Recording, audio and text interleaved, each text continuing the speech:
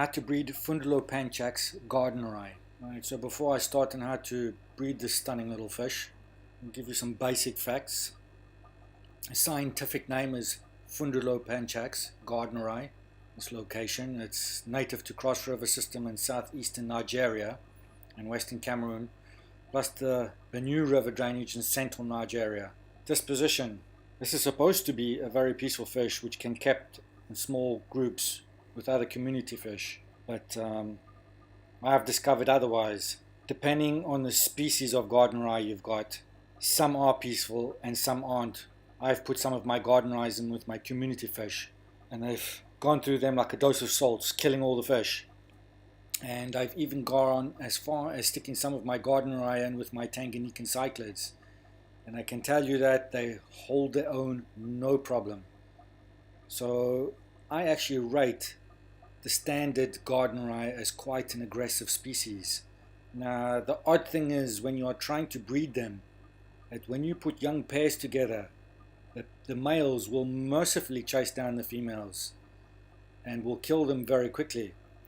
So if you've got very young pairs, it's best to have 2 or 3 females per male. Now I have found as they get older, the pair bonds are more successful, and you can quite happily keep one male with one female. Total length of this fish, this is quite a large fish, 6 centimeters. Now I've had some males that have reached 7, even 8 centimeters, very big. The females are normally about half the size. Spawning methods. This fish is known as a switch spawner. That means it will lay its eggs in a mop, and if it chooses to, it will also lay its eggs in the peat. However, I have found that for the most part, the standard gardeneri prefers mops. Some of the other variants within the species tend to be peat spawners, but the bog standard gardeneri, the blue-green morphs that you see in the shop, they tend to be mop spawners. Even within spawning in the mop, they'll switch from laying their eggs right at the top or right at the bottom. It seems that it's different from each pair that you have. So if you're starting to breed this fish, I suggest that you start off with one male and at least 2 to 3 females and see how it goes. And as they get older, you can then start pairing them off. It is very, very easy to breed this fish. This fish will breed in almost any water condition without any problems. Incubation period for this particular fish.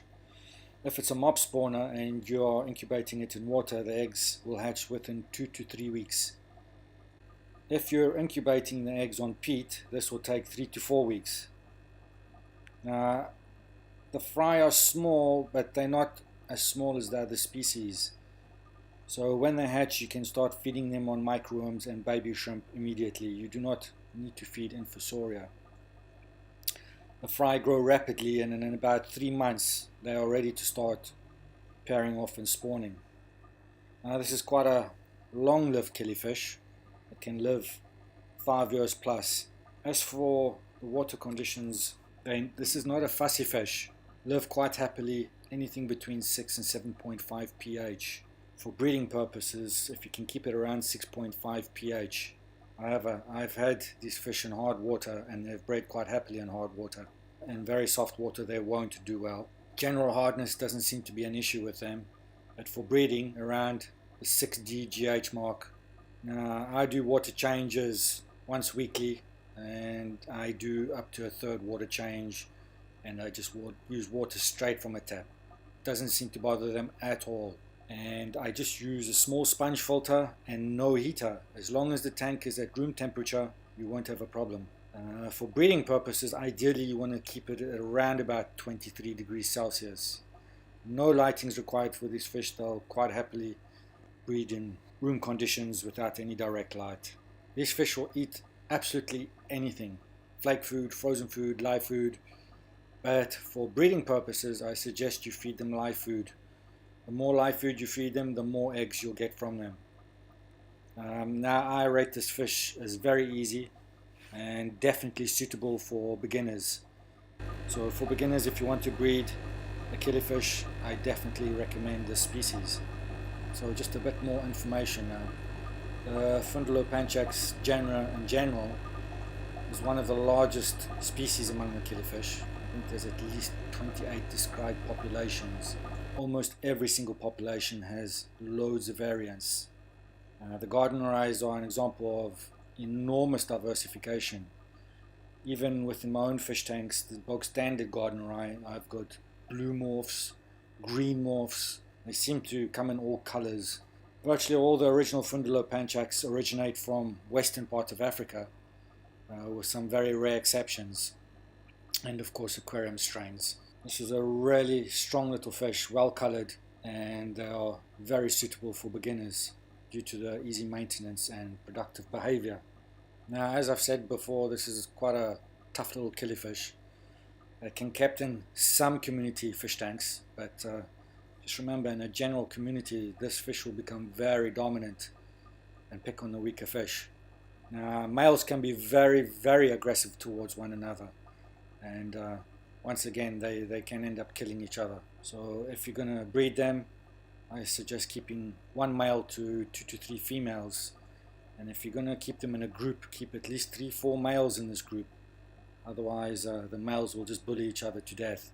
So now the type of tank that you want to breed these fish in, I will give you a link below this video to how to set up a mop spawning tank. That will show you everything you need to know about how to keep a mop spawning killifish tank for this particular species. So they can easily be spawned in a 30 by 20 by 20 centimeter tank. Another thing to consider if you want an optimum amount of eggs is to keep the sexes apart.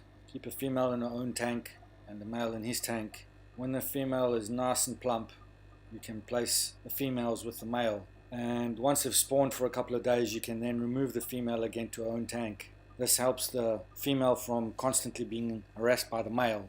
Now, if the water conditions are good and the fish are well conditioned, there should be no problem getting loads of eggs of these fish. Now, I generally collect up to 30 eggs a day from one trio. Now, the eggs are quite large. They're about 1 millimeter. As far as most killifish go, this is quite big. It's easy to spot them in the mops. You should collect these eggs on a daily basis because the females and males will end up eating the eggs. Ideally, you should only allow these fish to spawn for a couple of weeks before returning them to their own tanks. As I said before, that the male can be quite hard on the females, and if you want them to live for a long time, then I suggest that you breed them this way. As I've said before, the gardeneri is known as a switch spawner. It's because of the unpredictable nature of its natural habitat, which sometimes dries up or flooding occurs, so they change the way they lay their eggs according to the environment. Now, if the conditions are right, they'll lay their eggs on the mops. They'll lay them in plants, anything floating. Now, I know that some breeders prefer to breed them over peat, but for the most part, with this bog standard gardeneri, I know that they prefer mops. And when I've tried breeding them just on peat itself, they won't lay any eggs. In a situation where you've tried them with a mop for a couple of weeks and you do find no eggs, or the eggs keep fungusing up, only at that point would I then introduce a little tray with peat in it. Now, normally with the correct temperature, once you've collected the eggs, they hatch quite fast within 2 to 3 weeks. If they have been laying the eggs in peat and you then store the eggs on wet peat, then normally it can be 4 weeks. Now, the fry can be fed baby shrimp right from birth. The water must be initially be kept very shallow, but the level can be raised as the fry grow. Now, extreme care must be taken regarding the water quality of the raising tanks for the fry, as the small fry can suffer from shock from severe water conditions and from too large water changes. You should feed them at least twice a day with baby brine shrimp, with small water changes every 2 to 3 days for best growth. Now, growth is very rapid with this species, with sexing starting at about 5 to 6 weeks. Now, the larger fish should be removed onto another tank as they will eat the smaller fry. Now, velvet is a common killer along with small killifish fry, and you should be looking out for this. First signs of this, and you should add about a half a teaspoon to a teaspoon of salt for every 4 liters of water, and you can do that with the adults as well.